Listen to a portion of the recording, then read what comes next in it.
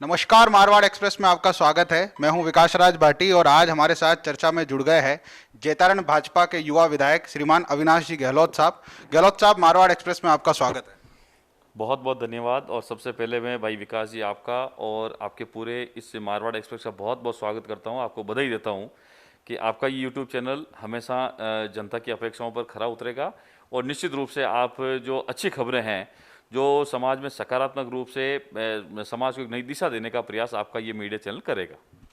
विधायक साहब, आपसे जानना चाहेंगे, इन दिनों जब पाली जिले में करीब करीब 50 से ज़्यादा केस कोरोना के आ चुके हैं, इस वक्त जब जरूरत में को लॉकडाउन की सख्ती होनी चाहिए, जैतारण प्रशासन थोड़ी सी ढील दे रहा है। जो 11 बजे लॉकडाउन समाप्त होने वाला तो वो 12:30 तक हो गया। क्या ये प्रशासन की भूल नहीं है?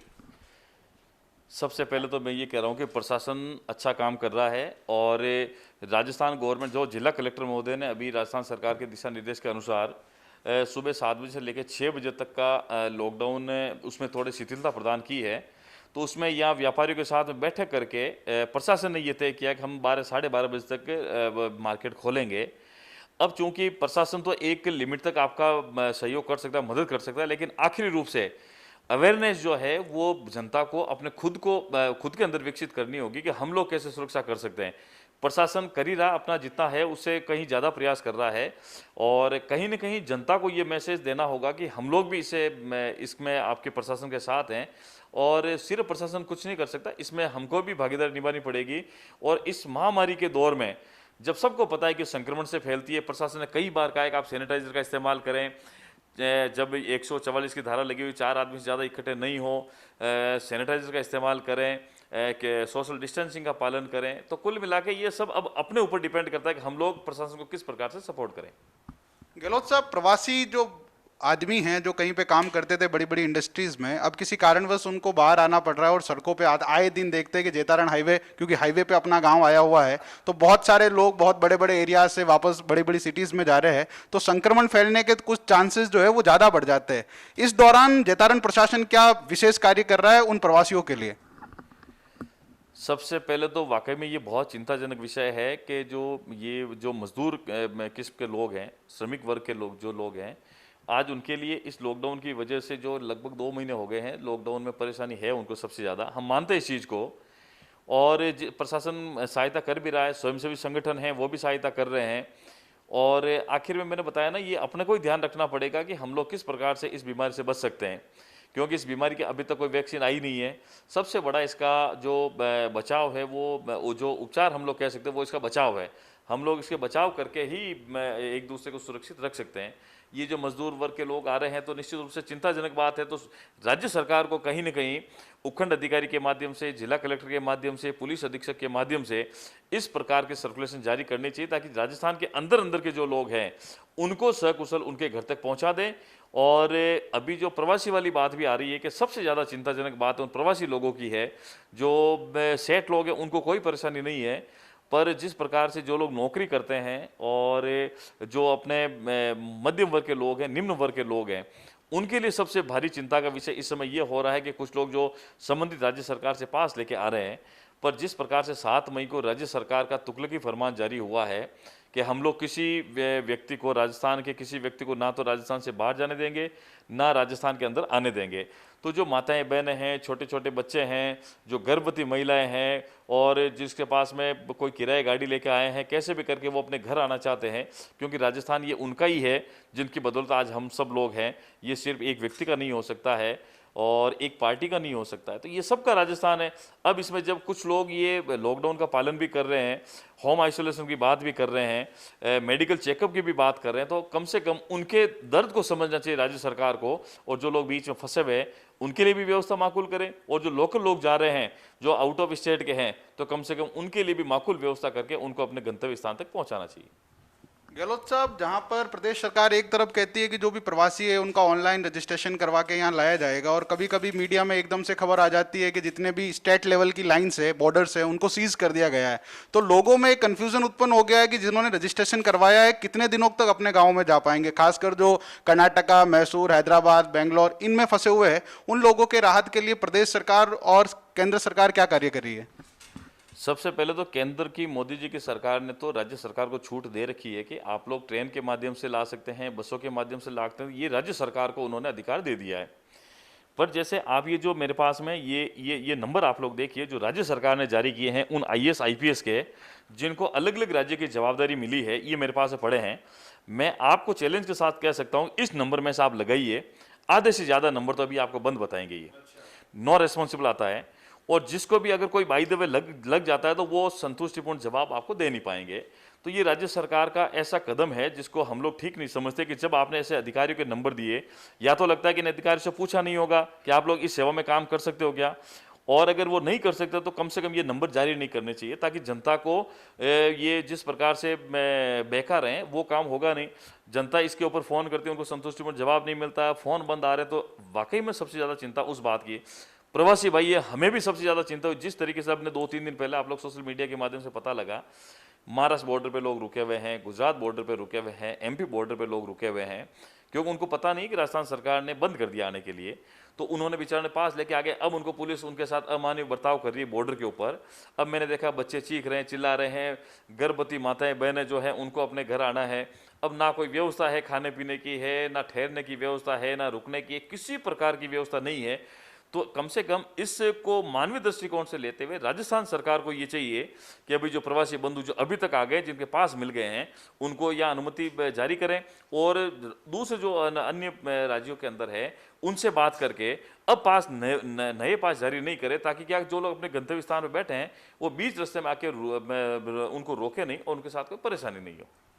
गहलोत साहब, ये भी सुनने में आया मार्केट से कि कम से कम खाने पीने की वस्तुओं की दुकानें तो प्रदेश सरकार बंद कर रही है, मगर शराब की दुकानों को खोल दिया गया है। और इसके अतिरिक्त कुछ दुकानदार जो है परचून की यार्ड के अंदर आज भी पान मसाला है, गुटखे है, वो अपने निजी स्वार्थ के चलते हुए धड़ल्ले से बेच रहे हैं और प्रशासन इस पर बड़ा खामोश है। ऐसा क्यों है? मैंने पहले कहा था कि सबसे ज़्यादा अवेयरनेस अपने को रखनी पड़ेगी। ये राज्य सरकार के कुछ ऐसे फैसले हैं जो वाकई में ये नाकाम रही है इस लॉकडाउन का, जो बहुत पीक पॉइंट टाइम जिसको कह सकते हैं, जब जनता को राज्य सरकार से बहुत उम्मीद है कि राज्य सरकार उनके साथ खड़ी होगी, गरीब वर्ग के लोगों के साथ खड़ी होगी, मजदूर वर्ग के लोगों के साथ में खड़ी होगी। लेकिन आज उनको चिंता उन लखपति करोड़पति लोगों की है। आज शराब की दुकान अगर उन्होंने खोल दी, अब आप देखिए कि शराब की, जिस दिन अभी 2-3 दिन पहले शराब को आबकारी विभाग ने आदेश जारी किया था खोलने का, 2 घंटे के अंदर लोग ऐसा लगा कि ये पूरा मजमा लगा हुआ, कोई मेले जैसा माहौल रहा शराब की दुकानों पर।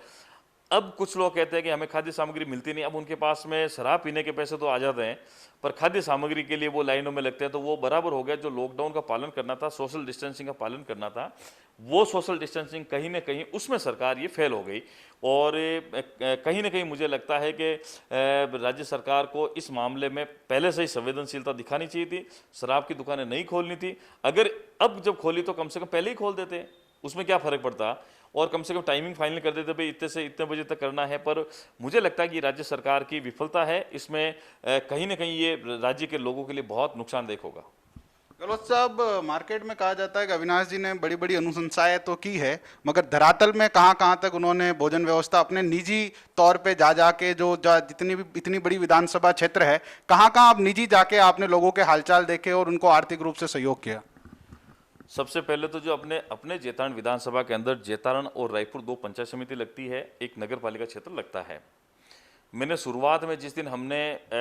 हमारे लेवल पे भामाशाहों के सहयोग से हमने प्रयास किया, तो रायपुर पंचायत समिति की जो 28 पंचायतें ग्राम पंचायतें हैं, मैं व्यक्तिगत रूप से सभी ग्राम पंचायतों में गया था, सब लोगों से मिला, और जिन जिन लोगों को खाद्य सामग्री की ज़रूरत थी उन लोगों से मिले, और हाथों हाथ गांव वालों के बीच में जाके हमने वो खाद्य सामग्री के पैकेट वितरण किए। और हमने उनसे सूची भी मंगवाई, वो सूची हमारे पास में है, क्योंकि हमने किसी एक कार्यकर्ता को नहीं दिया, हमने पूरे बीच बाजार में रहकर सबके साथ मिलकर सबके सामने दिया है। चाहे वो कांग्रेस पार्टी का हो, चाहे बीजेपी का हो, उससे कोई फर्क नहीं पड़ता। हमने उस परिवार तक खाद्य सामग्री पहुंचाई जो उस समय वाकई में जिसको जरूरत थी। और उसके अलावा सेवा भारती संगठन ने भी लगभग पूरे जैतारण विधानसभा के अंदर खाद्य सामग्री के जो हमारे 6 केंद्र बने हुए उन केंद्र तक पहुंचाई, और उन केंद्र के माध्यम से समाज के अंतिम व्यक्ति तक जिसको जरूरत थी वहां तक खाद्य सामग्री पहुंची है। इससे पहले हमने सैनिटाइजर पूरे जैतारण नगर पालिका क्षेत्र के अंदर किया था। नगर पालिका ने जिस समय भेदभाव किया था कि कुछ वार्डों में कर दिया था, कुछ में नहीं किया, तो हमने प्राथमिकता के आधार पर हमने लगभग अधिकांश वार्डों में कर दिया, कुछ जगह पर नगर पालिका ने कर दिया तो हमने उनको छोड़ दिया था। उसके बाद जहाँ नहीं किया था वहाँ हमने सैनिटाइजर कर दिया। हमने जैतान हॉस्पिटल के अंदर हमने वो सैनिटाइजर की मशीन एक भेंट की, हमने स्टेट बैंक के बाहर भामाशाहों के सहयोग से करी है। तो कुल मिला के इन जगह पे हमने किया। फिर मैंने मैदान इलाका जो अपना जैतान पंचायत समिति का जो इलाका है उसमें आधे से ज़्यादा ग्राम पंचायतों पे हमने सरपंच साहब के माध्यम से, अपने कार्यकर्ताओं के माध्यम से, हमने खाद्य सामग्री के पैकेट भामाशाहों के माध्यम से जो हमारे पास में आए थे हमने उनको पहुंचा दिए हैं। और सब जगह अगर ईमानदारी से अगर देखें तो मुझे नहीं लगता इस मैदान इलाके में उन लोगों को ज़रूरत है। सारे सक्षम लोग हैं, फिर भी कुछ मजदूर वर्ग के लोग हैं, कुछ मध्यम वर्ग के लोग हैं जो संख्या के हिसाब से कह नहीं सकते, उनको हमने बिना पब्लिसिटी के ऐसे ऐसे लोगों को दिया जिनकी आत्मा आज गवाही दे रही कि नहीं, हमें संकट के समय हमारे भारतीय जनता पार्टी परिवार की ओर से, सेवा भारती परिवार की ओर से उनको खाद्य सामग्री का वितरण हमने किया है। गहलोत साहब, आपने जो अनुशंसा की थी राजकीय सामुदायिक स्वास्थ्य केंद्र के लिए करीब 100 बेड जो बन गए थे, अब क्योंकि कोविड-19 का दौर है और अब खासकर उन बेड की, आइसोलेशन बेड की सबसे ज़्यादा ज़रूरत है, तो ये कार्य धरातल स्तर पर कब से शुरू हो जाए? क्योंकि जैतारण के वार्ड की हमने स्थिति देखी है कि करीब करीब 25 या 40 बेड मुश्किल से है, मगर अब 100 बेड की अनुशंसा हो गई तो मुझे लगता है बिल्डिंग भी छोटी पड़ेगी और अब इस चीज़ को कार्यान्वयन में ले आना चाहिए। सबसे पहले तो मैं इस प्रदेश के मुख्यमंत्री माननीय अशोक जी गहलोत का बहुत बहुत धन्यवाद करूंगा, और साथ में चिकित्सा मंत्री रघु शर्मा जी का, कि विधानसभा के अंदर मैं जब से मुझे जैतारण की जनता ने ये मौका दिया है इस क्षेत्र का विधायक बनने का, तो ईमानदारी से अगर मैं कहूँ तो मैंने वही प्रयास किया जो जैतारण की जनता के हित में था और वो समाज के प्रत्येक वर्ग के हित में था। उसमें मेरी मुख्य रूप से 3 और 4 मांगे थी जो मेरा प्रयास था कि इस बजट वर्ष के अंदर मैं करूं। उसमें सबसे पहले ये था कि जो 50 बेड का अपना हॉस्पिटल है वो अशोक जी गहलोत के कार्यकाल में ही 75 बेड का घोषणा बजट के अंदर हो रखी थी, पर उसकी वित्तीय स्वीकृति इतने वर्ष बीत जाने के बाद भी जनप्रतिनिधियों की उदासीनता की वजह से वो हुआ नहीं। तो मेरा प्रयास था कि मेरा चुनावी मुद्दा भी था कि इस राजकीय चिकित्सालय को जो अपना उपखंड स्तर का सबसे बढ़िया हॉस्पिटल उसको 100 बेड में क्रमोन्नत करवाना। तो बजट सत्र के अंदर जब हमने प्रयास किया तो बजट सत्र के अंदर मेरी मांग पर माननीय मुख्यमंत्री जी ने उसको 50 से 100 बेड में क्रमोन्नत करने की घोषणा की। इसके अलावा जो ट्रॉमा सेंटर है, जो आपको पता है कि यहाँ लगभग 50 किलोमीटर के आसपास नियरेस्ट में कोई ट्रॉमा वार्ड नहीं है। इधर देखो तो सोजत में भी बन रहा है, काम चल रहा है, इधर ब्यावर में है, इधर जोधपुर में है, और इधर शायद मेड़ता में होगा, और बिलाड़ा में शायद है या नहीं है। तो कुल मिला के जो ये हाईवे पे हमारे 2 नेशनल हाईवे हैं जैतारण, जिसपे अपना जैतारण क्षेत्र स्थित है, या फैक्ट्री भी बहुतायत में है, और हाईवे पर एक्सीडेंट हो जाने की वजह से अगर ट्रॉमा वार्ड नहीं होगा तो शायद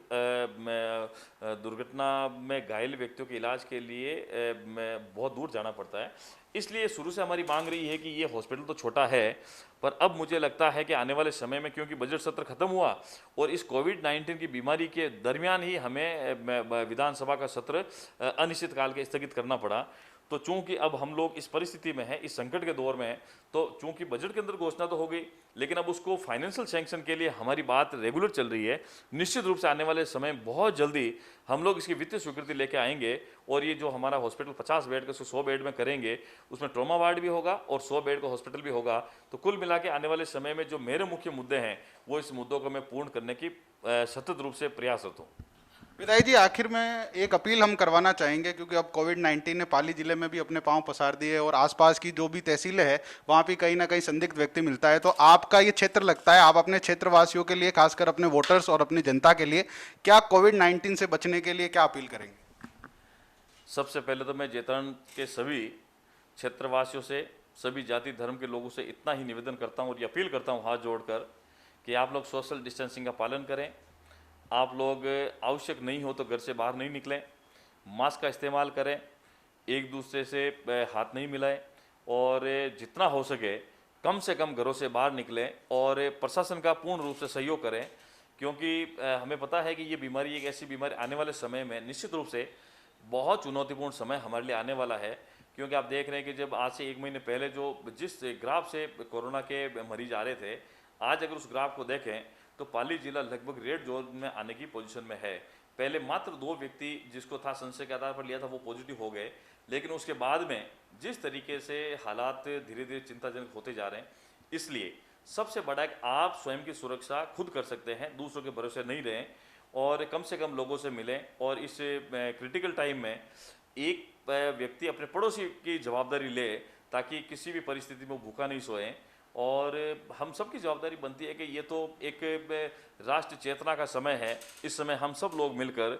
माँ भारती का जो संकट का दौर है, इसको हम सब लोग मिलकर अगर कोरोना से लड़ेंगे तो निश्चित रूप से आने वाले समय में ये कोरोना तो हारेगा ही हारेगा, पर इसमें इंसानियत जीतेगी, इसमें हिंदुस्तान जीतेगा। और हम सब लोग एक बार पुनः उस स्थल पर खड़े होंगे जहां आज से 2 महीने पहले, आज से 3 महीने पहले, जब प्रत्येक इस राष्ट्र के जिम्मेदार नागरिक की जवाबदारी बनती थी कि हम भारत माता को उस पर्व वैभव पर पहुंचाएं। और 21वीं सदी जिस प्रकार से विश्व के अंदर हिंदुस्तान का नाम अभी माननीय मोदी जी के नेतृत्व में हो रहा है,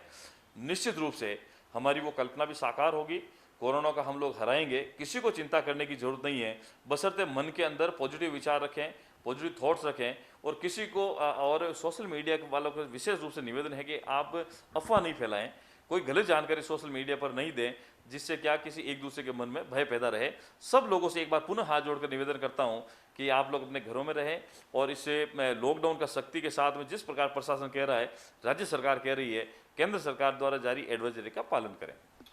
तो आप थे हमारे साथ में आज की चर्चा में भारतीय जनता पार्टी के युवा विधायक अविनाश जी गहलोत। मैं विकास राज भाटी, कैमरामैन सुरेश भाटी के साथ, जयतारण।